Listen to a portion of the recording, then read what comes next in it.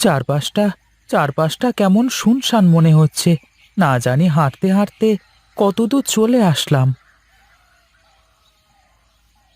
যাই যাই, আর না ঘুরে দেখে শুনে একটা গাছে কোপ দিই।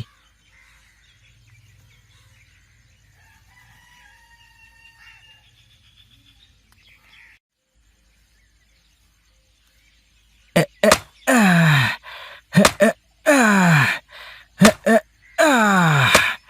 ওহ, কি গরম রে বাবা! ঘামে একদম শরীর ভিজে গেল। হে, এ, আহ, হে, এ, আহ। হ্যাঁ, হ্যাঁ, আরে কেউ আশেপাশে হাঁটছে মনে হচ্ছে। পায়ের আওয়াজটা তো ওদিক থেকেই আসছে।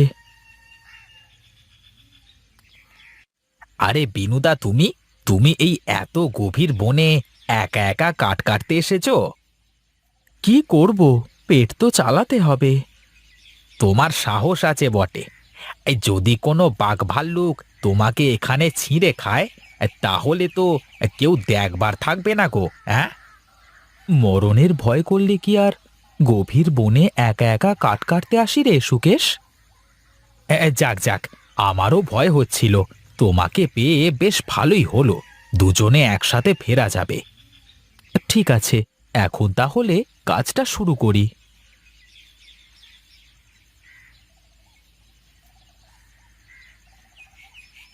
তা তুমি কি রোজই বনের এত ভেতরে আসো নাকি দাদা?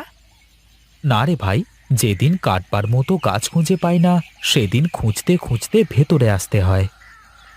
তবে তবে বনের ভেতরে আসলে কিন্তু বেশ ভালো কাঠের গাছ পাওয়া যায়, কি বলো? হ্যাঁ, তা তো পাওয়া যায়, কিন্তু জানের ভয়ও তো করতে হয়। তা ঠিক বলেছ দাদা। গভীর বনের ভেতর একা একা হাঁটতেও কেমন ভয়ে বুকটা কাঁপে, বুঝলে? আমি তো প্রথমে তোর পায়ের আওয়াজ শুনে ভয় পেয়ে গিয়েছিলাম। শোনো দাদা, হাতে যতক্ষণ এই ব্রহ্মাস্ত্র আছে আর গায়ে জোর আছে, ততক্ষণ কেউ কিচ্ছু করতে পারবে না আমাকে। আমার যে তোর মতো সাহস নেই রে ভাই। একটা পাতা পড়লি মনে হয় এই বুঝি আমার সাথে কিছু অঘটন ঘটে গেল। হাসিস নে ভাই, যা সত্যি তাই বললাম। ঠিক আছে, এবার থেকে একা একা আর এসো না দাদা, আমাকে সাথে করে নিয়ে এসো, কেমন? কি গো গিন্নি, এখন উঠান ঝাড়ু দিচ্ছ? সকাল থেকে কি করলে শুনি? কি যে করলাম সকাল থেকে, তা যদি তোমাকে দেখাতে পারতাম।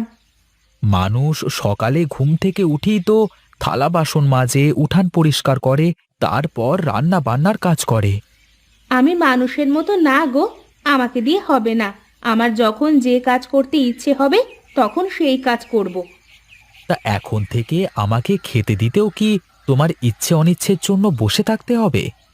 সবই তো রান্না করা আছে, তুমি ঘরে গিয়ে নিয়েও তো খেতে পারো। বাহ, চমৎকার! কি সুন্দর কথা!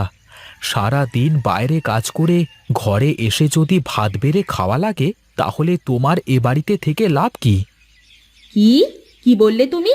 আমি কি সারাদিন বাড়িতে বসে বসে খাই নাকি? তোমার আর কাল থেকে কিছুই করা লাগবে না। তুমি আজই তোমার বাপের বাড়ি চলে যাবে।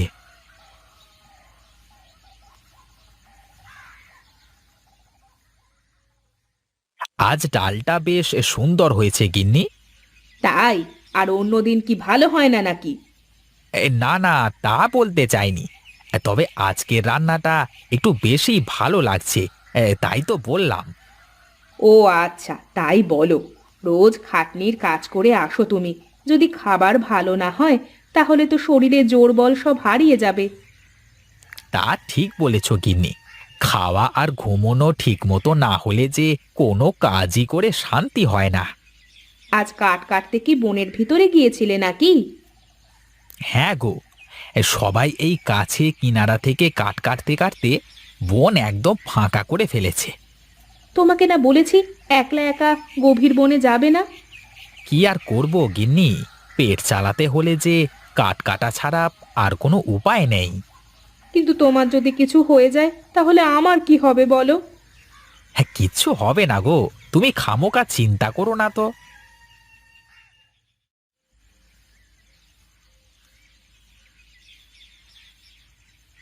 কি রে বিনু, আজ এই কটা কাঠ কেন রে?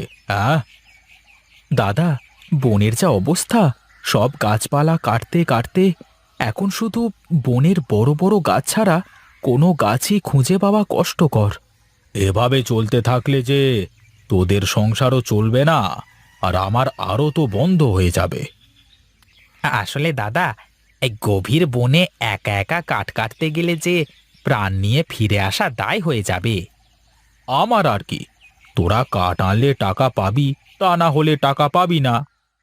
ও নিয়ে আপনি চিন্তা করবেন না দাদা, আমরা ঠিক রোজ কাঠ নিয়ে আসব। এই নে বিনু, তোর টাকা।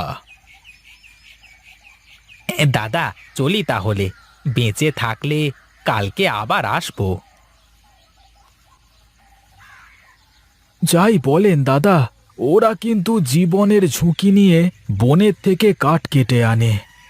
হ্যাঁ রে, তা তো জানি, কিন্তু ওরা আমাকে কাঠ না দিলে তো আমি এমনি এমনি ওদের পয়সা দেব না, আর পয়সা না পেলে তো ওদের ঘরে চুলা জ্বলবে না, তাই না?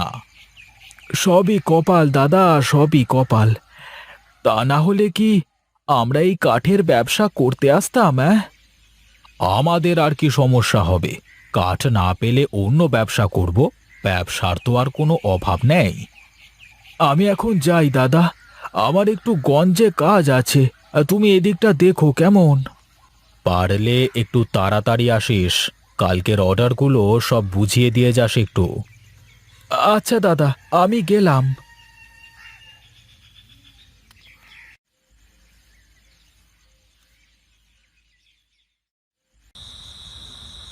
কতদিন ইলিশ মাছ খাইনি, মনটা চাইছে যদি গরম গরম ভাতের সাথে ইলিশ মাছ দিয়ে খেতে পারতাম। যে কয়টা টাকা দিন রোজগার করি তা দিয়ে ইলিশ মাছের ঝোলও হবে না, আর তুমি ইলিশ মাছ খাওয়ার স্বপ্ন দেখছো?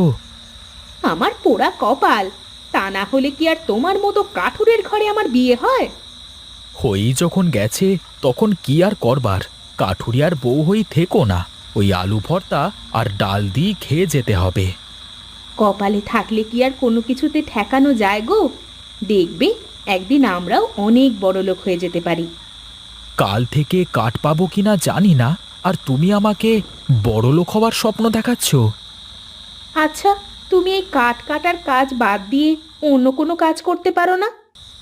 অন্য কি কাজ করব শুনি, আর কে আমাকে কাজ দেবে? অনেক মানুষই তো অনেক কিছু করে, তুমিও করো না কিছু, যাতে আমরা খুব তাড়াতাড়ি বড় লোক হয়ে যেতে পারি। দেখো, তোমার এই ভ্যান ভ্যানানি আমার আর ভালো লাগছে না। তুমি বড়লোক হতে চাও হও, কিন্তু আমি বড়লোক হতে চাই না, আমি গরিবই থাকবো।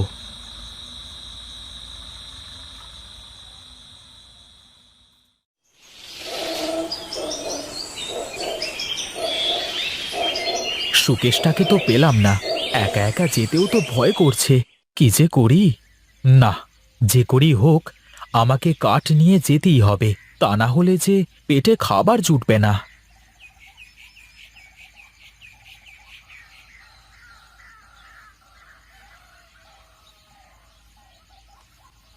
এই তো, এই গাছটা বেশ কাটা যাবে, আর সামনে যাব না।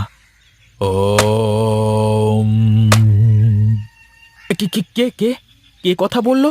হ্যাঁ, ধুর, কেউ তো নেই, ও আমার মনের ভুল। ও, কে কে কে কথা বলে? সাহস থাকলে সামনে এসে কথা বলো। কে কে তুমি? কি চাও আমার কাছে? আমাকে কি দিতে পারবি তুই? মানে, কি বলতে চাও তুমি? ওরে মূর্খ, আমাকে দেওয়ার মতো কিছুই নেই তোর কাছে, কিন্তু আমি চাইলে তোকে অনেক কিছু দিতে পারি। কিন্তু কিন্তু তুমি আমাকে অনেক কিছু কেন দেবে শুনি? তুই এই গাছটা কাটিস নে, বাড়িতে ফিরে যা, আর কখনো তুই এই বনে কাঠ কাটতে আসবি নে। কেন? তুমি কে যে আমি তোমার কথা শুনবো? আমি এক যোগী সাধু। আমি 12 বছর এই বনে তপস্যা করেছি, অর্জন করেছি দৈব শক্তি। তুই এই গাছে কোপ দেওয়ার সাথে সাথেই গাছটা তোর উপর পড়ে যেত, তুই মাটিতে মিশে যেতিস। আমার আমার ভুল হয়ে গেছে সাধু বাবা, আপনি আমাকে মাফ করে দিন। যা, বাড়িতে ফিরে যা, আর কোনো দিন তুই এই বনে আসবি না। কিন্তু সাধু বাবা, আমি খালি হাতে গেলে যে আমার সংসার চলবে না। ঘরে বউ আর আমি দুজনেই না খেয়ে থাকবো। এই নে, এই থলেটা রাখ। তোর যা লাগবে এই থলের মধ্যে হাত দিয়ে তাই পেয়ে যাবি। সত্যি বলছেন? সত্যি বলছেন সাধু বাবা, সব পেয়ে যাব? হ্যাঁ রে, যা চাইবি তাই পাবি, কিন্তু বেশি লোভ করতে গেলে কিন্তু সব হারিয়ে ফেলবি। এখন যা, তাড়াতাড়ি এই বন ছেড়ে পালা।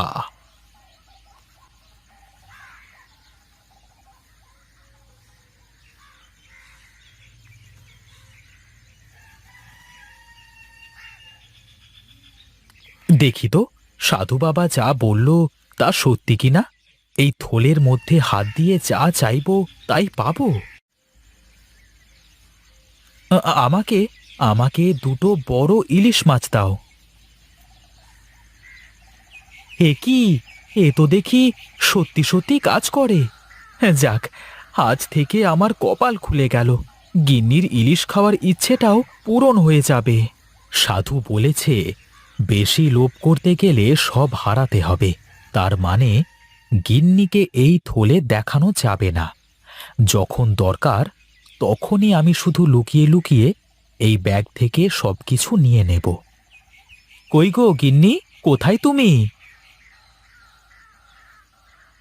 কি গো, আজকে কাঠ কই? আর তুমি এত বড় ইলিশ কোথায় পেলে? গিন্নি, আজ থেকে আমি আর কাঠ কাটবো না। তুমি যা চাইবে তাই তোমাকে দিতে পারবো। ওগো, তুমি ভালো কোনো কাজ পেয়েছো নাকি? হ্যাঁ গো, নাও নাও, এই মাছ দুটো নাও, তাড়াতাড়ি রান্না করো। গরম গরম ভাতের সাথে ইলিশের ঝোল খাবো।